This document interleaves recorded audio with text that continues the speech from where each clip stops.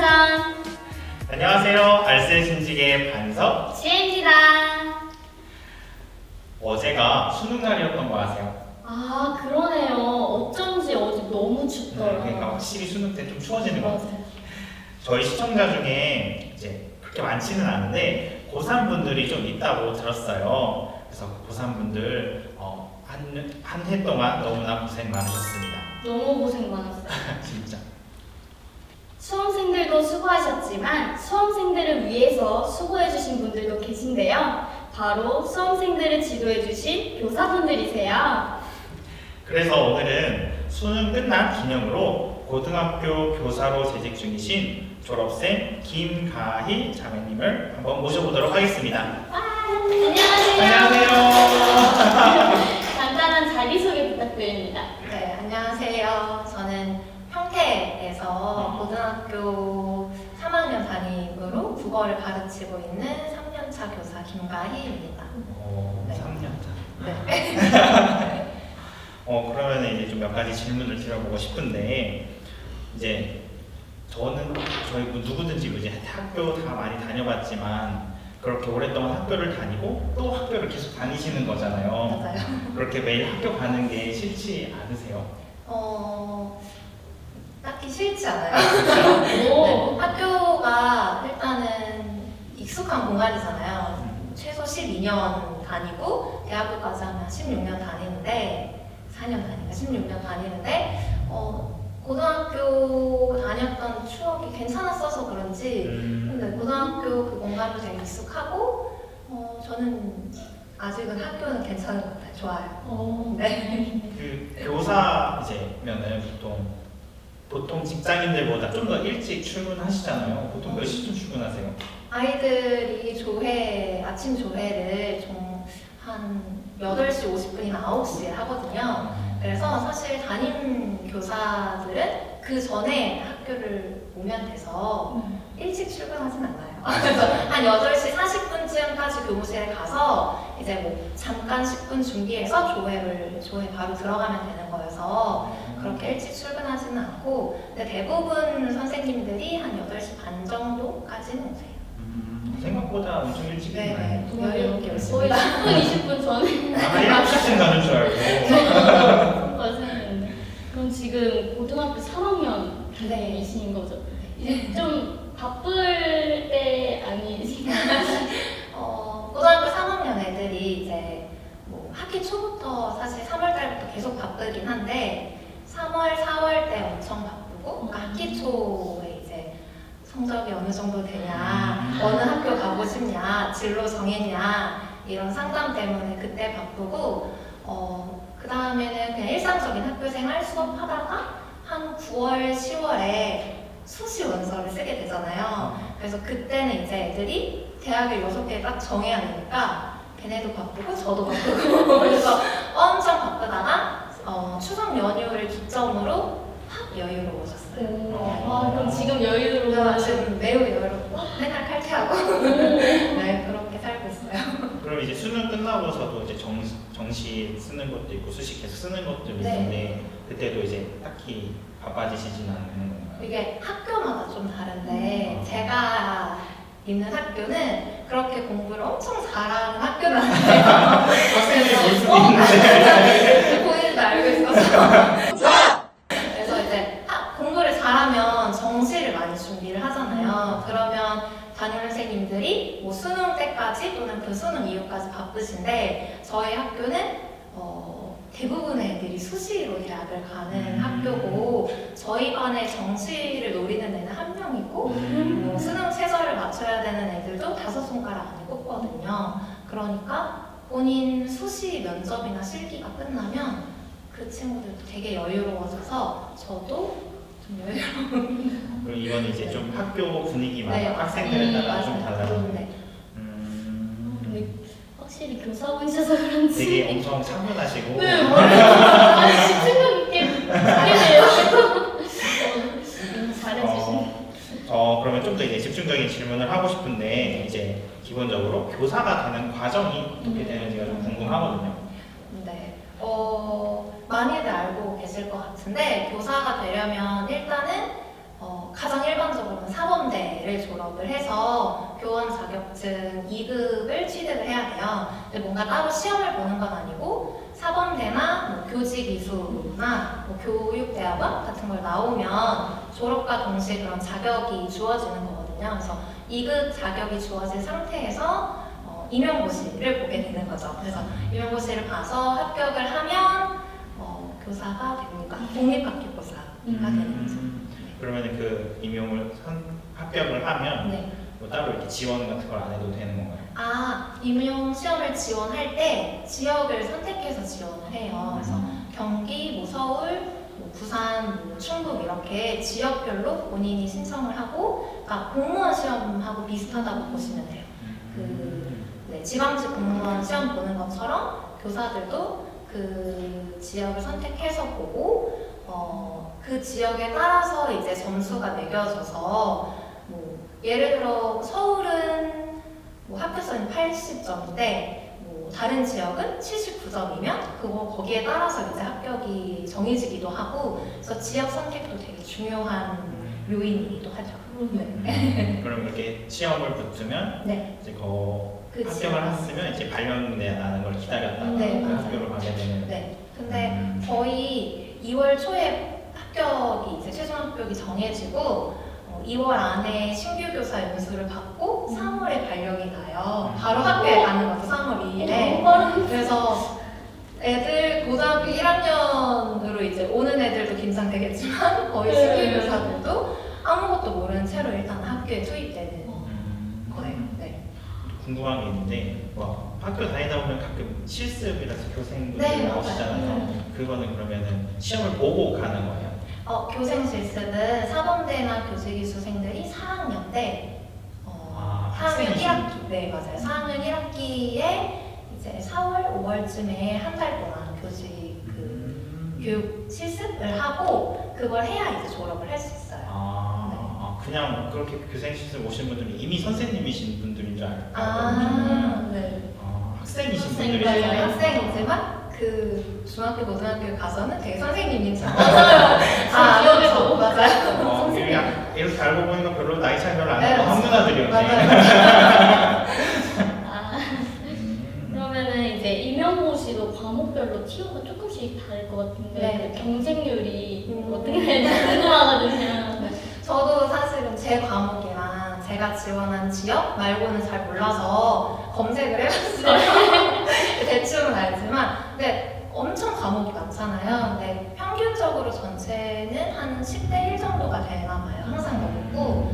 근데 저는 이제 국어 과목이었고 경기도를 시험을 봤었는데 제가 봤었던 해에는 한 23대 1 정도가 된다고 하고 국어, 수학, 영어 같은 주요 과목들, 그러니까 경쟁률이 좀 심한 과목들은 항상 20대 1이 넘는 걸로 알고 있어요.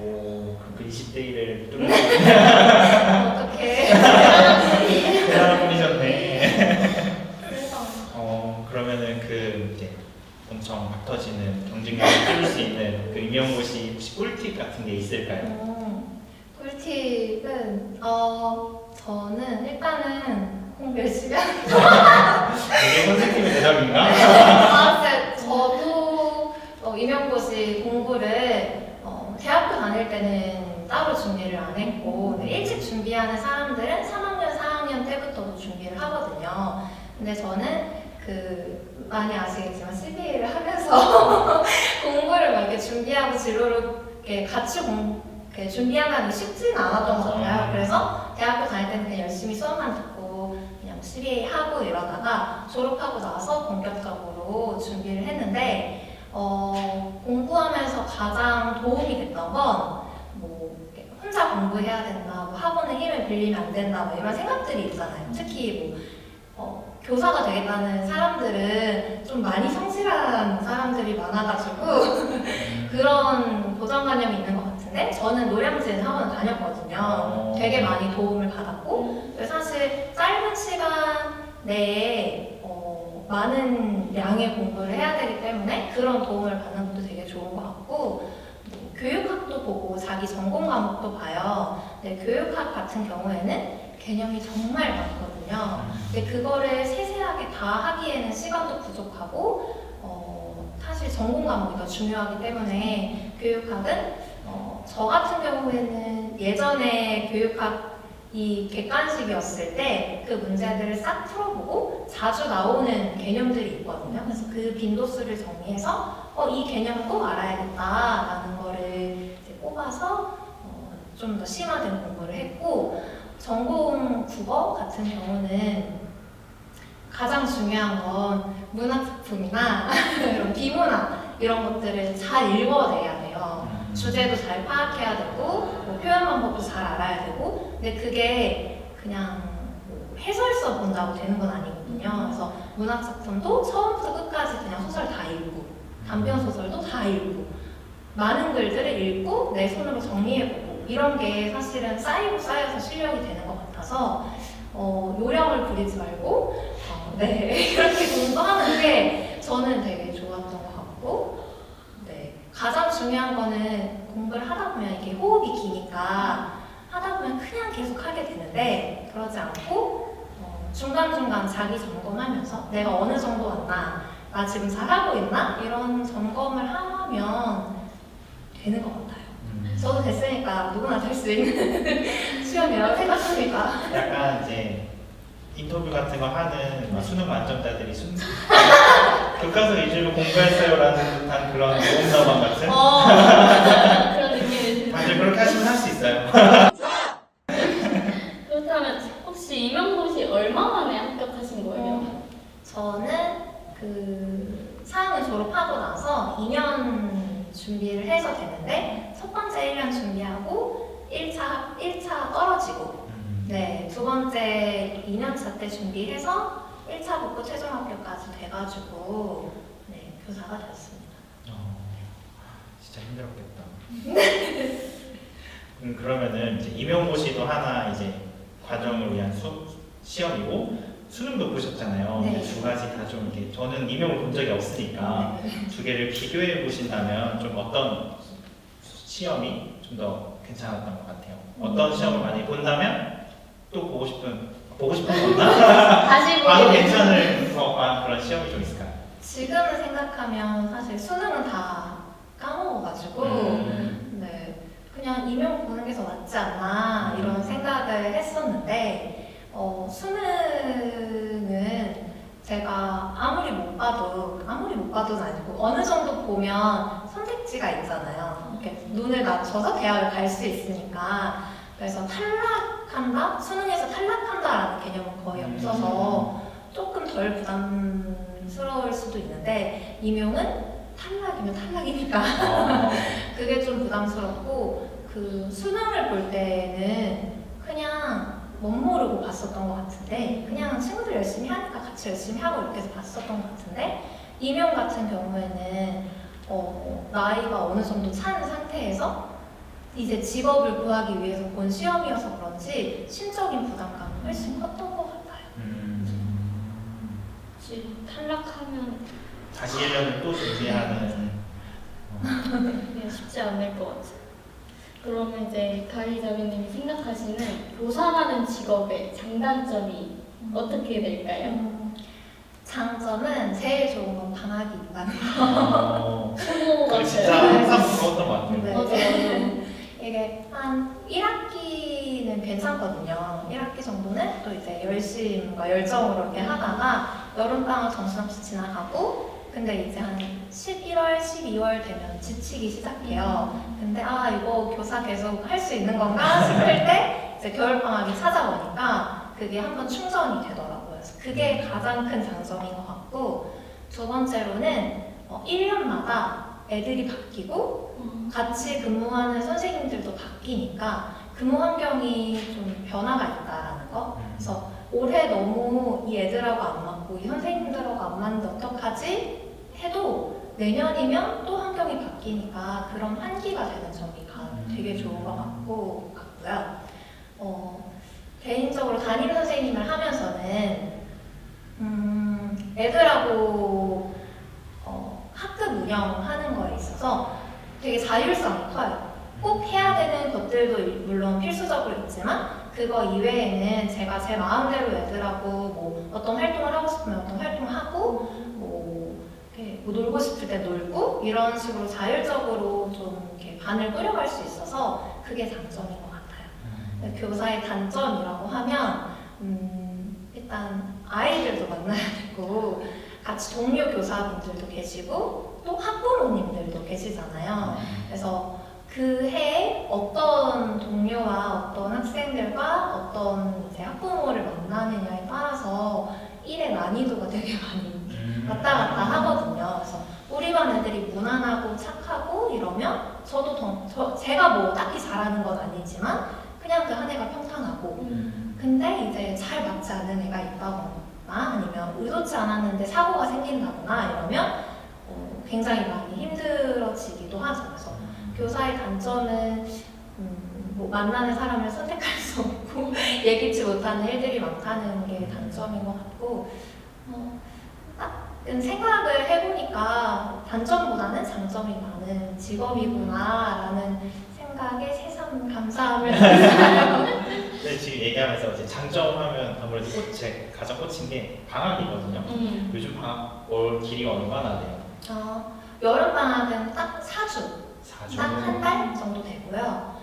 겨울방학은 저희 학교 같은 경우는 1월 초에 졸업이랑 방학을 동시에 해요. 그렇게 한 다음에 계속 쉬고 3월 2일에 개학을 해요.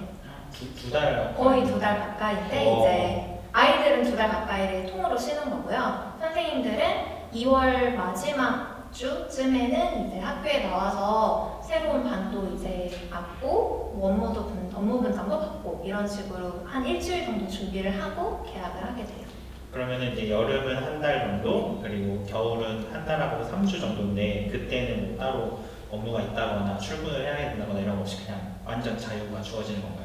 학교마다 조금 다른데요. 근무조가 있는 학교가 있어요. 근데 근무조가 있으면 방학하는 동안 한 번 나와요. 네, 근데 그것도 없는 학교들도 많고 그래서 따로 학교에 출근하지는 않고요. 근데 또 해야 되는 업무도 특정 이제 선생님들은 뭐 교과서를 나눠줘야 된다든지 뭐 이런 게 있으면 방학 때 학교에 오시고 업무를 하시는데 대부분의 선생님들이나 담임 선생님들은 업무가 없고 필수로 들어야 되는 원격 연수 같은 게 있어요. 동영상 강의를 들어야 되거든요. 그래서 선생님들이 방학 내내 놀지 않게 영상을 꼭 보고 와라 이렇게 학교에서 정해주면 그 영상을 신청해서 이제 강의를 한 15시간 정도 되는 거를 듣는데 되게 재미없는 강의들이에요. 그래서 대부분의 선생님들이 열심히 넘기시고 시험도 이렇게 보면 대충 볼 수 있는 거여서 그런 식으로 하시게 되고요. 그 이외로 본인이 원하는 연수가 있으면 가서 이제 듣기도 하고 영상으로 듣기도 하고 하면서 개인 정비 시간과 휴식의 시간으로 대부분 보내십니다. 그럼 이제 뭐 여행 같은 거 이런 거 가고 싶을 때 몰아서 갈 수 있겠네요. 네. 진짜 부럽다. 진짜 좋은 교사 한번 공부를 다시 해야 돼. 유명한 학교부터 다시 가야 돼. 그러면. 분이세요. 그러면은 방금 이제 또 담임에 대한 얘기도 많이 해주셨는데 담임을 맞는 것과 안 맞는 것이 좀 많은 차이가 있을까요? 저는 일단은 3년 차인데 3년 내내 담임만 해봐가지고 그 비담임과 담임 선생님의 그 업무가 얼마나 이제 강도가 차이가 나는지 사실 모르겠어요.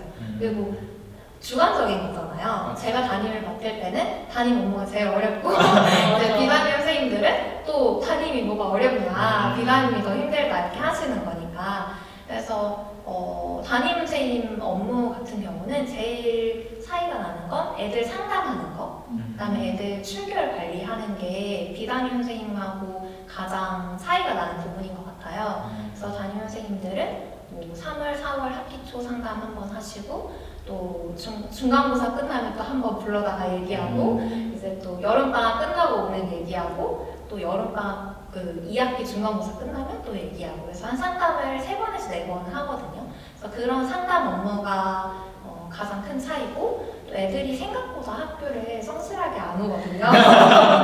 그래서 이제 매일 아침 콜센터처럼 이제 누구야 언제 오니 뭐 하고 또 이제 애가 전화를 안 받으면 부모님께 전화를 드려서 이제 애가 안전하게 잘 있는지 확인하고 조퇴인지 뭐 결석인지 하는 것들 체크하는 게 생각보다 일이 많더라고요. 좀 스트레스 많이 받을 것 같아요. 네. 그래서 그걸 매일 서류를 이렇게 정리를 해놔야 돼요. 애들이 병원에 갔다 왔으면 병원에 갔다 온 서류 같은 거를 이제 받아놔야 되는데 그걸 거의 이제 한 달에 이만큼씩 그렇게 많이 빠지는 거. 네. 그래서 요새 아이들은 되게 자유롭다 많이 느끼는 것 같아요. 그래서 담임을 하면 이제 담임 수당이 나오긴 하는데 한 달에 13만 원이더라고요. 저도 생각을 안 해봤는데 그 찾아봤거든요. 제 이제 월급 네. 명세서 같은 걸 봤더니 담임을 한다고 13만 원을 더 준다고 하네요. 비담임은 그런 게 따로 안 나오나요? 네, 비담임 선생님들은 담임 수당을 받지 않고 대신 부장 선생님들은 부장 수당이라고 해서 10만 원 좀 안 되게 받으시는 것 같아요.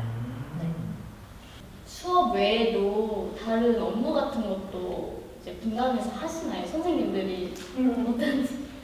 네, 수업은 당연히 하는 거고 이제 업무도 굉장히 많더라고요. 맞아요. 네, 저도 처음에 학교에 갔을 때 되게 놀랐던 게 학교에서 그냥 수업만 열심히 하고 우리 반 애들만 잘 이제 지도하고 관리하면 되겠지라고 생각했는데 생각보다 다른 업무가 너무 많은 거예요. 그래서 그게 되게 놀랐어요. 그래서 저는 선생님들이 3월에 무조건 풀 야근을 한다는 걸 모르고 갔는데 이제 풀 야근을 하게 된 거죠. 선생님들이 야근을 네, 야근을 많이 해요. 아무도 가르쳐 주지 않았는데 야근을 했는데 주로 하는 업무는 저는 3학년 부니까 대학 진학과 관련된 업무가 좀 많아요. 그래서 그러니까 매달 보는 모의고사 업무도 있고 뭐 생활기록부 또 이제 애들이 그냥 기록이 되는 게 아니라 점검을 하고 계속 하거든요. 왜냐면 애들이 대학에 갈 때 되게 중요한 서류니까. 그래서 그런 업무도 있고 뭐 출결을 한꺼번에 총괄하시는 업무도 있고 아니면 뭐 야자나 또 아이들 방과후 학교 이런 업무들도 있어요. 그래서 그런 거를 다른 뭐 비담임 선생님들이 다 해주시는 건 아니고 그게 그 학년에서 필요한 업무이기 때문에 그 학년에서 담임 선생님들이 하나씩 이제 쪼개서 맡아서 하고 계세요. 네. 은근히 다른 업무들이 진짜 많은가 보네요. 네. 그래도 방금 초반에 말씀해주신 것처럼 3월에 무조건 야근을 하신다고 하셨는데 그거는 처음 들었는데 맞아. 그 말을 듣기 전에는 이제 교사하면 무조건 이제 최강 워라밸 이게 대명사라고 생각을 했었거든요. 그게 실제로도 그런지도 좀 궁금해요. 네, 저는 워라밸이 되게 좋은 직업이라고 생각을 해요. 제가 같이 사는 사람이 있는데 그 같이 사는 사람은 그냥 일반 기업에 다니거든요. 근데 그 친구는 저번 주인가 저번 주만 해도 새벽에 들어온 게 한두 번, 세 번인가 있었어요. 근데 저는 아무리 야근을 해도 10시가 최대거든요. 네, 그래서 그것만 봐도 일단은 교사는 아무리 일이 많아도 열심히 퇴근을 하니까 그것도 괜찮고 그 이외에는 특별한 일이 없으면 거의 5시에 집에 짐을 싸고 이렇게 갑니다. 대박. 네. 진짜 방학 있고 5시에 퇴근하고 너무 노는 이래서 나무사 그래서 20대 1로 경쟁률 높을만 했어요. 그러면 이제 워라밸이 좋은 만큼 또 이제 복지도 좋을 것 같은데 육아휴직 이런 거 다 가능한 거죠? 네. 제가 아직 이렇게 쓰진 않아가지고 정확히는 잘 모르겠는데 뭐 육아휴직도 자유롭게 가능하고 출산휴가도 가능하고 그거 이외에도 대학원에 간다고 하면 이제 학교랑 조율하고 얘기해서 그런 걸로도 휴직을 하시는 분도 계시고 그러시더라고요. 그래서 그런 측면에서는 복지가 되게 잘 되어 있는 것 같아요. 언제든지 복직도 이렇게 편하게 가능하고. 교사를 하다가 대학원을 위해서 휴직을 하고 거기 졸업을 해서 다시 복직을 하고 이럴 수 있는 거예요? 네, 그렇대요.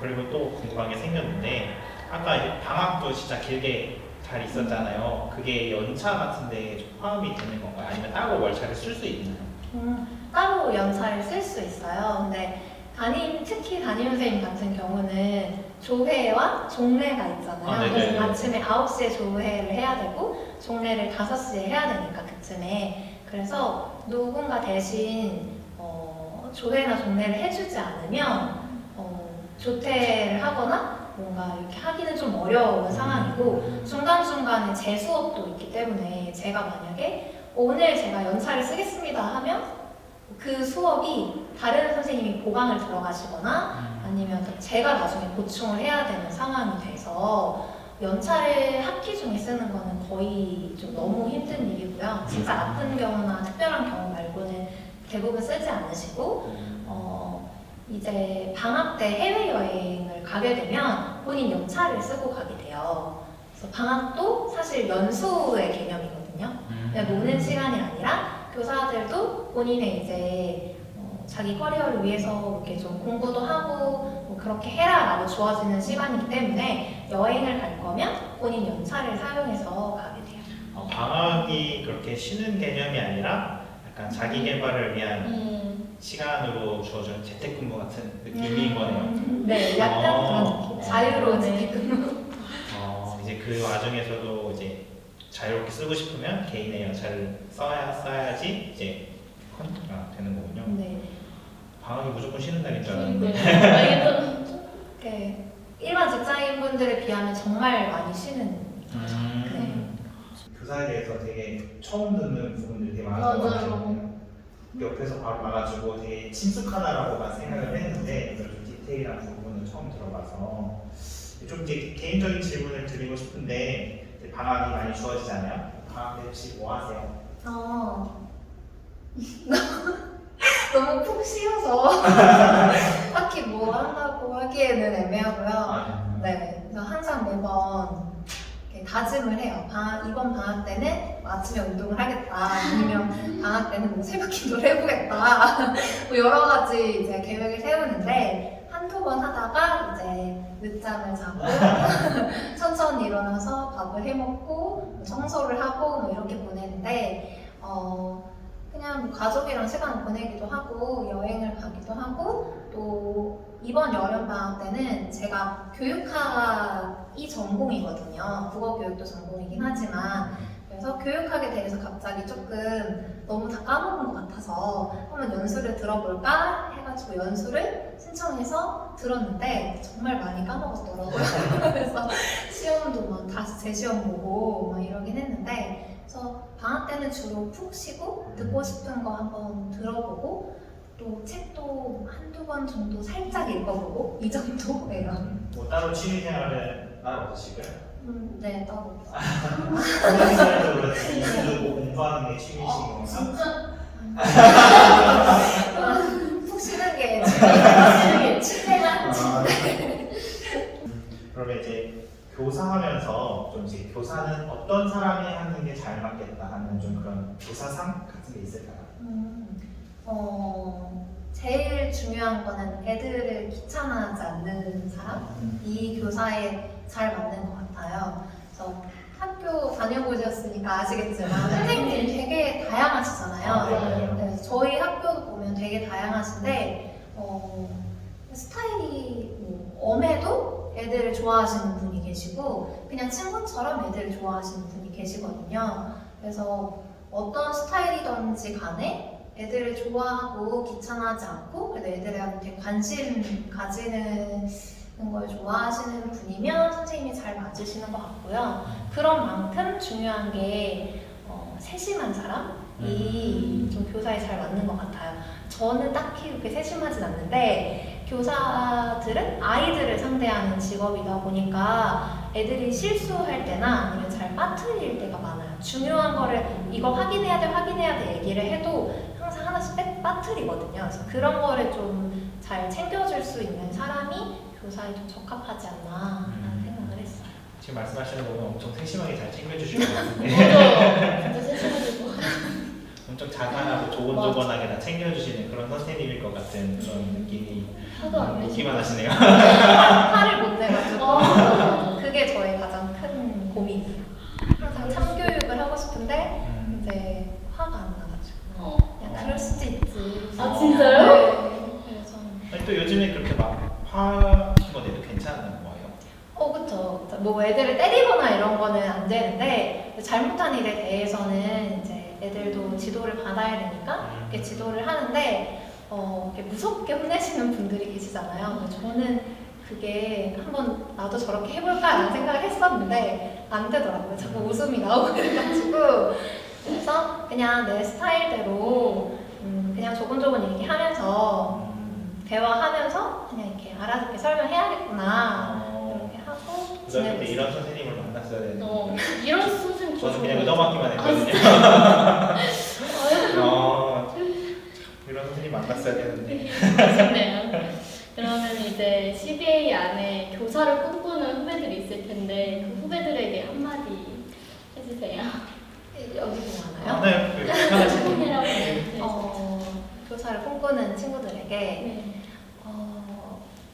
일단 너무 많이 힘들 것 같아가지고 위로의 말씀을 드리고 싶고 근데 저도 공부를 뭐 길게 한 건 아니지만 2년 동안 공부를 하면서 가장 힘이 많이 됐던 거는 나중에 아이들을 만나면 내가 이렇게 공부했던 거를 이렇게 알려줘야지 라는 그런 항상 기대를 했었거든요.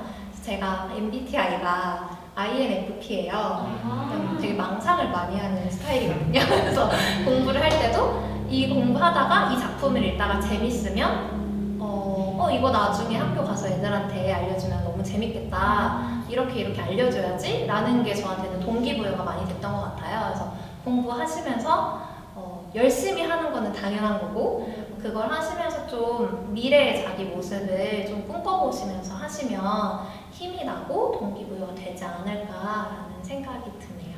네. 그리고 또 마지막으로 CBA 영혼들에게 하시고 싶으신 말씀이 있을까요? 네.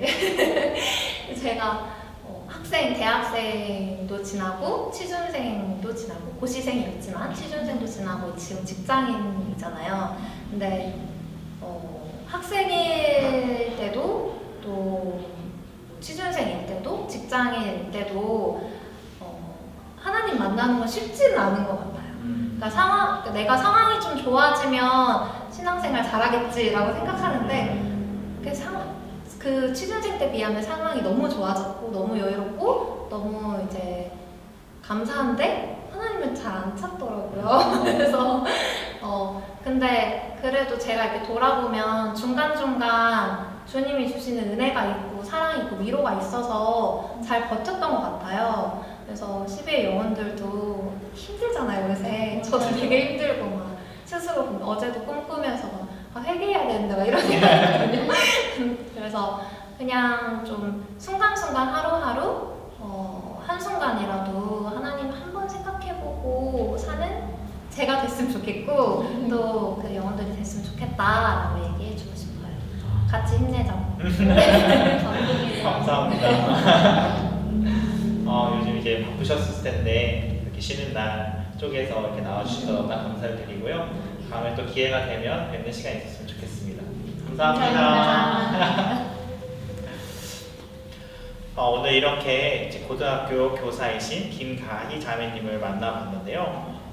되게 엄청 조곤조곤하고 되게 맞아요. 나긋나긋한 그런 선생님이셨던 것 같아요. 어떠셨나요? 진짜 선생님 같았어요. 그러니까 제가 어렸을 때 고등학교 때 생각했던 선생님들은 완전 어른, 완전 막 성숙하고 이러했는데 이제 지금 저도 나이를 먹고서 선생님이 이렇게 보니까 선생님도 사람이구나 맞아. 라는 게 좀 느껴져서 인간미가 느껴져서 더 재밌었던 인터뷰 같아요. 이제 교사에 대해서 좀 이렇게 가까이서 봤었지만 좀 더 이렇게 교사에 대한 직접적인 이야기들을 들을 수 있었어서 되게 좋았던 것 같고 이제 교사를 꿈꾸시는 분들이 좀 많이 참고하셔서 이제 임용에 가장 파이팅 하셨으면 좋겠습니다. 저희 그러면 이제 다음 주에 또 이제 새로운 직업을 가지고 같이 인터뷰하는 시간 갖도록 할 테니까요. 다음 주에도 꼭 잊지 말고 시청해 주세요. 그럼 다음 주에 만나요. 안녕. 안녕.